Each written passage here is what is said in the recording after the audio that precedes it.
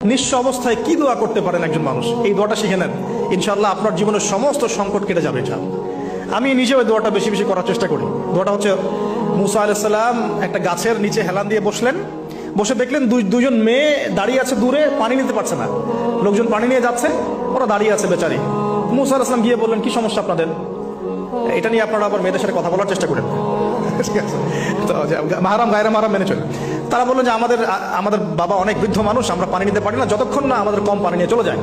মুসা আলাইহিস সালাম তত একটু বললাম না, ফিজিক্যালি খুব স্ট্রং ছিলেন, থাকে না বডি বিল্ডার, সামনে গিয়ে কথা বলে সরো পানি দিতে দাও, তখন মানুষ একটু মূল্যায়ন করে না।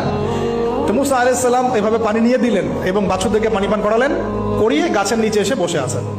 বসে বসে তিনি দোয়া করছেন, এই যে দোয়াটা তিনি দোয়া করছেন, রব্বি, একটা নেক কাজ করলেন, নেক কাজ করলেন না, মানুষের উপকার করলেন, নেক কাজ করে এসে গাছের নিচে বসে দোয়া করছেন, আল্লাহ এখানে তো আমার খাবার পানি বাসস্থান কিছুই নাই, আমি কি করব?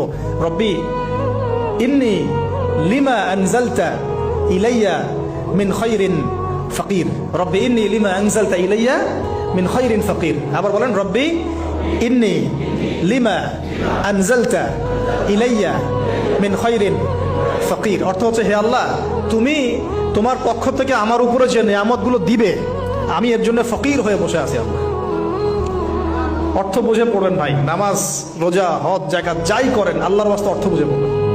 অর্থ বুঝে পড়লে আপনার ইবাদতের স্বাদ পাবেন, তৃপ্তি পাবেন, আল্লাহর সাথে কানেকশন হবে, আল্লাহর নূর পাবেন, মাআরিফত পাবেন, সত্য স্বপ্ন দেখবেন তখন ইনশাআল্লাহ, তখন শুয়ে শুয়ে সত্য স্বপ্ন দেখবেন ইনশাআল্লাহ।